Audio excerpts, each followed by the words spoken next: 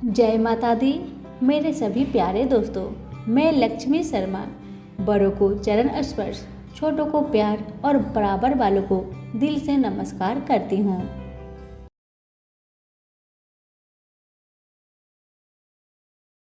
ओम नमः भगवते वासुदेवाय। आज मैं आप सभी को बृहस्पतिवार की व्रत कथा सुनाने जा रही हूँ। कथा को पूरा जरूर सुनिएगा। अगर अच्छी लगे तो दूसरों को भी शेयर कीजिएगा। आप सुनिए बृहस्पतिवार व्रत कथा। प्रेम से बोलिए बृहस्पति देव की जय। भारतवर्ष में एक प्रतापी और दानी राजा राज्य करता था। वह नित्य गरीबों और ब्राह्मणों की सहायता करता था।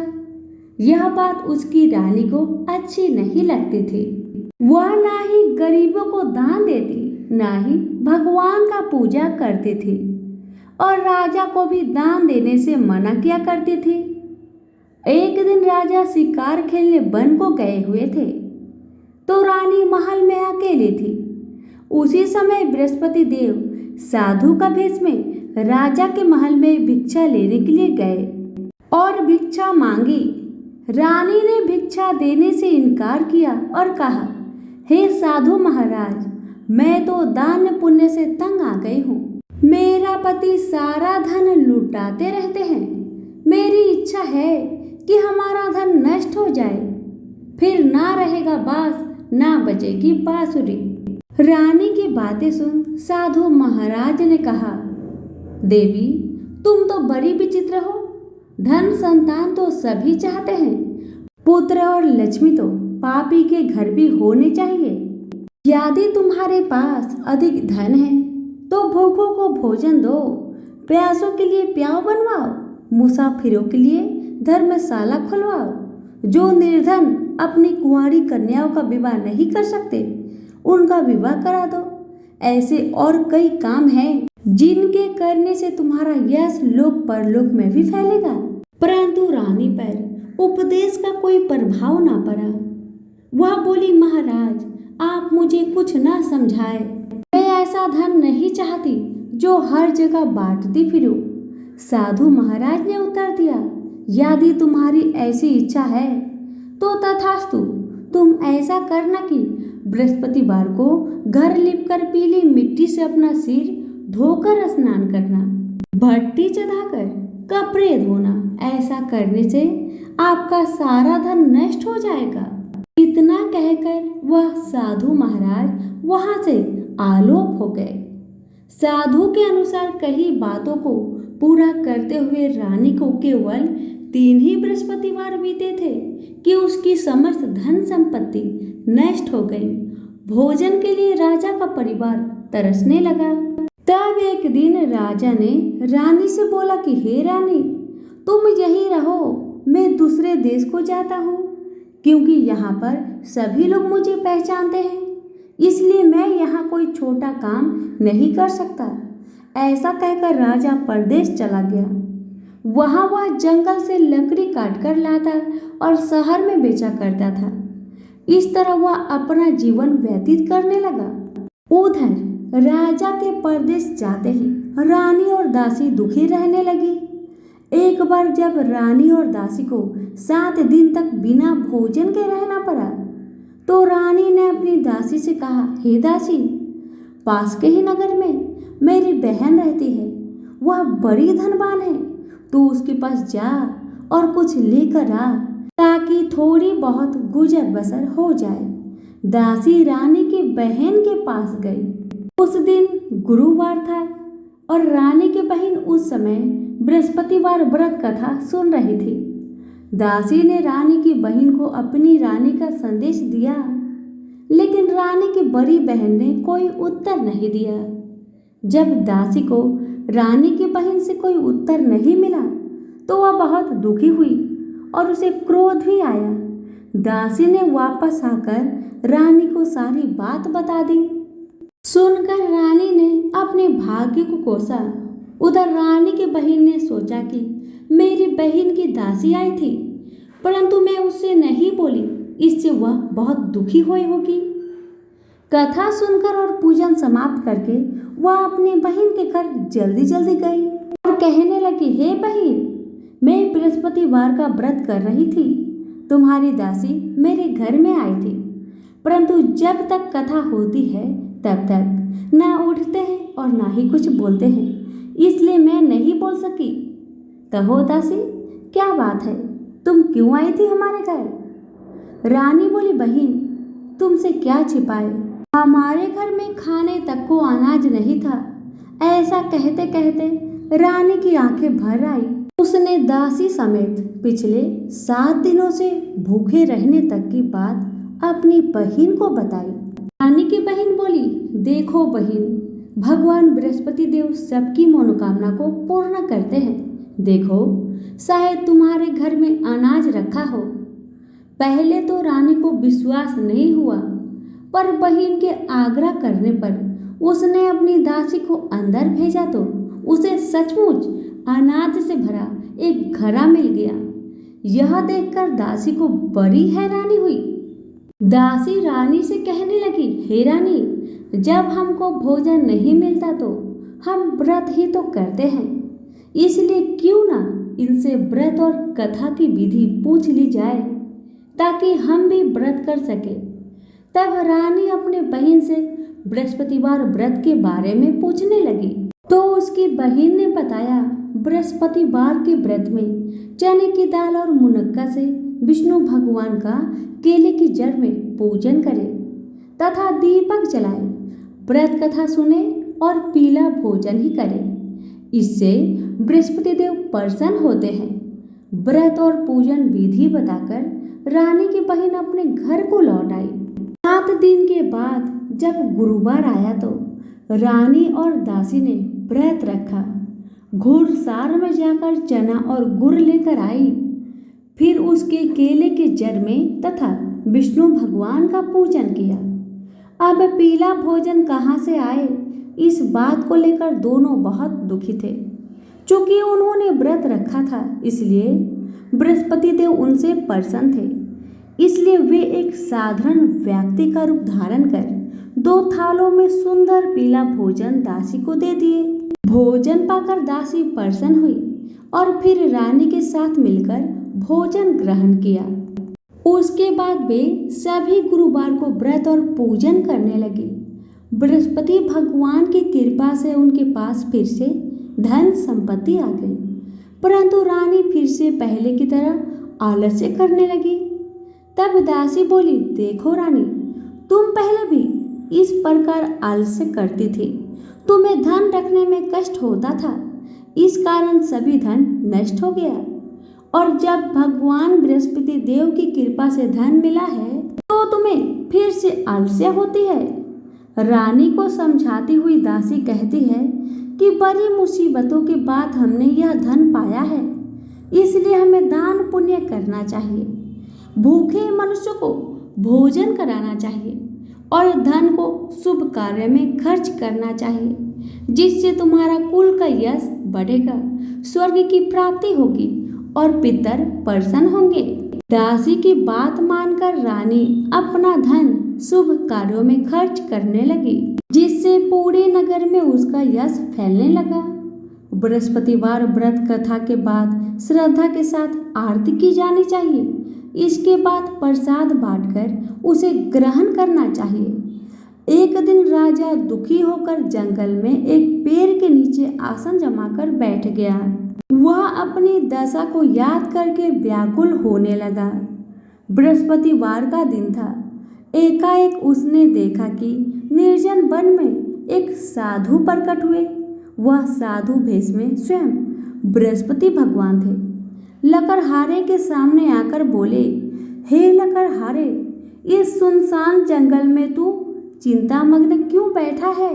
लकड़हारे ने दोनों हाथ जोड़कर प्रणाम किया और उत्तर दिया, महात्मा जी, आप सब कुछ जानते हैं, मैं क्या कहूँ। यह कहकर रोने लगा और साधु को अपनी आत्मकथा सुनाई। महात्मा जी ने कहा, तुम्हारी स्त्री ने बृहस्पति के दिन बृहस्पति भगवान का निरादर किया है, जिसके कारण रुष्ट होकर उन्होंने तुम्हारी यह दशा की है। अब तुम चिंता को दूर करके मेरे कहने पर चलो तो तुम्हारे सब कष्ट दूर हो जाएंगे और भगवान पहले से भी अधिक संपत्ति देंगे। तुम बृहस्पतिवार के दिन कथा किया करो। 2 पैसे की चने मुनक्का लाकर उसका प्रसाद बनाओ और शुद्ध जल से लोटे में शक्कर मिलाकर अमृत तैयार करो।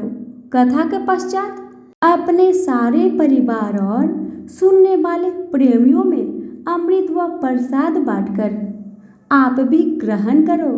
ऐसा करने से भगवान तुम्हारी सब मनोकामना पूर्ण करेंगे। साधु के ऐसे वचन सुनकर लकड़हारा बोला, हे प्रभु, मुझे लकड़ी बेचकर इतना पैसा नहीं मिलता जिससे भोजन के उपरांत कुछ बचा सकूं। मैंने रात्रि में अपनी स्त्री को व्याकुल देखा है। मेरे पास कुछ भी नहीं जिससे मैं उसकी खबर मंगा सकूं। साधु ने कहा, हे लकड़हारे, तुम किसी बात की चिंता मत करो। बृहस्पति के दिन तुम रोजाना की तरह लकड़ियां लेकर शहर को जाओ। तुमको रोज से दुगुना धन प्राप्त होगा जिससे तुम भली भांति भोजन कर लोगे तथा बृहस्पति देव की पूजा का सामान भी आ जाएगा। इतना कहकर साधु अंतर ध्यान हो गए। धीरे धीरे समय व्यतीत होने पर फिर वही बृहस्पतिवार का दिन आया। लकड़हारा जंगल से लकड़ी काटकर किसी शहर में बेचने को गया। उसे उस दिन और दिन से अधिक पैसा मिला। राजा ने चना गुड़ आदि लाकर गुरुवार का व्रत किया। उस दिन से उसके सभी कलेश दूर हो गए। परंतु जब दोबारा गुरुवार का दिन आया तो बृहस्पतिवार का व्रत करना भूल गया। इस कारण बृहस्पति भगवान नाराज हो गए। उस दिन उस नगर के राजा ने विशाल यज्ञ का आयोजन किया तथा शहर में यह घोषणा करा दी कि कोई भी मनुष्य अपने घर में भोजन न बनाए और न ही आग जलावे।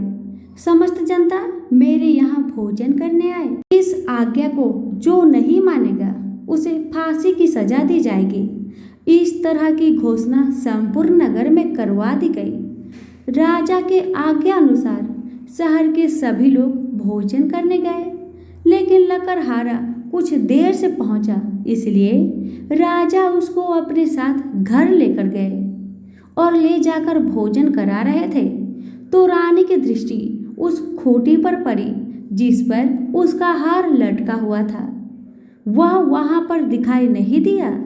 रानी ने निश्चय किया कि मेरा हार इस मनुष्य ने चुरा लिया है। उसी समय सिपाहियों को बुलवाकर उसको कारागार में डाल दिया गया। जब लकड़हारा कारागार में पड़ गया और बहुत दुखी होकर विचार करने लगा कि ना जाने कौन से पूर्व जन्म के कर्म से मुझे यह दुख प्राप्त हुआ है, और उसी साधु को याद करने लगा जो कि जंगल में मिले थे।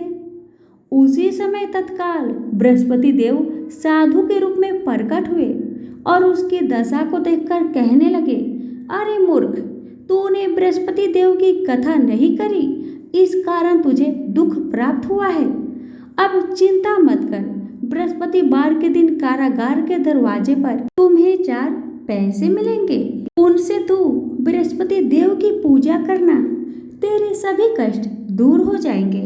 बृहस्पति के दिन उसे 4 पैसे मिले। लकड़हारे ने कथा कही।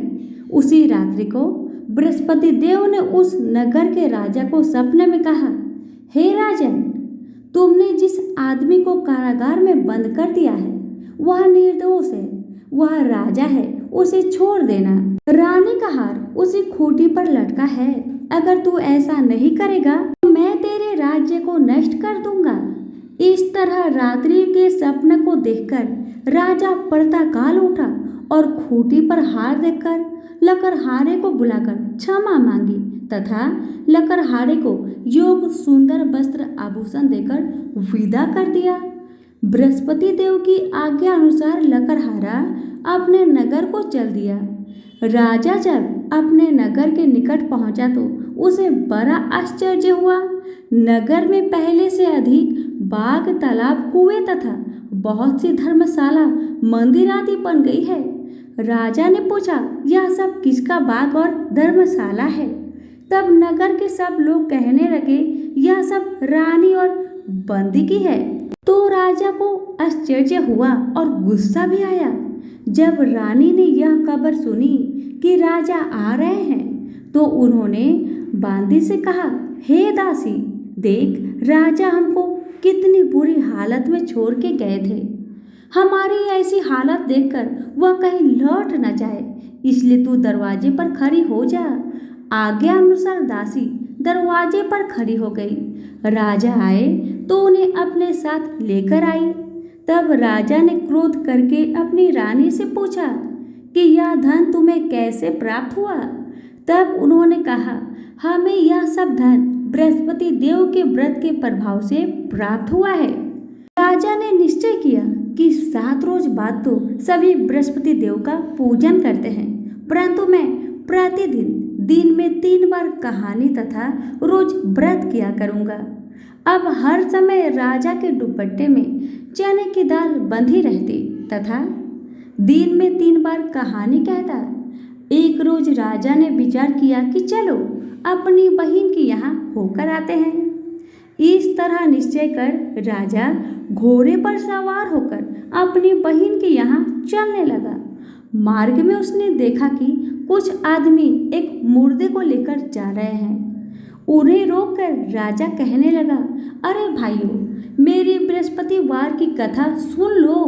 वो बोले, लो, हमारा यहाँ आदमी मर गया है, इसको अपनी कथा की पड़ी है। परंतु कुछ आदमी बोले, अच्छा कहो, हम तुम्हारी कथा भी सुन लेंगे। राजा ने दाल निकाली और जब कथा आधी हुई थी कि मुर्दा हिलने लग गया और जब कथा समाप्त हो गई तो राम राम करके मनुष्य उठकर खड़ा हो गया। आगे मार्ग में उसे एक किसान खेत में हल चलाता मिला। राजा ने उन्हें देख उससे बोला, अरे भाई, तुम मेरी बृहस्पतिवार की कथा सुन लो। किसान बोला, जब तक मैं तेरी कथा सुनूंगा तब तक 4 हरैया जोत लूंगा, अपनी कथा किसी और को सुनाना। इस तरह राजा आगे चलने लगा। राजा के हटते ही बैल पछाड़ खाकर गिर गया तथा किसान के बेटे को पेट में बड़ी जोर दर्द होने लगा। उस समय उसकी माँ रोटी लेकर आई। उसने जब यह देखा तो अपने पुत्र से सब हाल पूछा और बेटे ने सभी हाल कह दिया। तो बुढ़िया दौड़ी दौड़ी उस घोड़सवार के पास गई और उससे बोली कि मैं तेरी कथा सुनूंगी, तू अपनी कथा मेरे खेत में चलकर ही कहना। राजा ने बुढ़िया की खेत में जाकर कथा कही, जिसके सुनते ही वह बैल उठ खड़ा हुआ तथा किसान के बेटे का दर्द भी ठीक हो गया। राजा अपनी बहन के घर पहुंचा। बहन ने भाई की खूब मेहमानी की। दूसरे रोज प्रातःकाल राजा जागा तो वह देखने लगा कि सब लोग भोजन कर रहे हैं। राजा ने अपने बहन से कहा, ऐसा कोई मनुष्य है जिसने भोजन नहीं किया हो, जो मेरी बृहस्पतिवार की कथा सुन ले। बहन बोली, हे भैया, यह देश ऐसा ही है कि पहले यहाँ के लोग भोजन करते हैं, बाद में अन्य काम करते हैं। अगर पड़ोस में कोई हो तो मैं देख आती हूँ। ऐसा कहकर वह देखने चली गई, परंतु उसे कोई ऐसा व्यक्ति नहीं मिला जिसने भोजन न किया हो। अतः वह एक कुम्हार के घर गई जिसका लड़का बीमार था। उसे मालूम हुआ कि उनके यहाँ 3 रोज से किसी ने भोजन नहीं किया है। रानी ने अपने भाई की कथा सुनने के लिए कुम्हार से कहा तो वह तैयार हो गया। राजा ने जाकर बृहस्पतिवार की कथा कही, जिसको सुनकर उसका लड़का एकदम ठीक हो गया। अब तो राजा की प्रशंसा होने लगी। एक रोज राजा ने अपनी बहन से कहा, हे बहन, हम अपने घर को जाएंगे, तुम भी तैयार हो जाओ।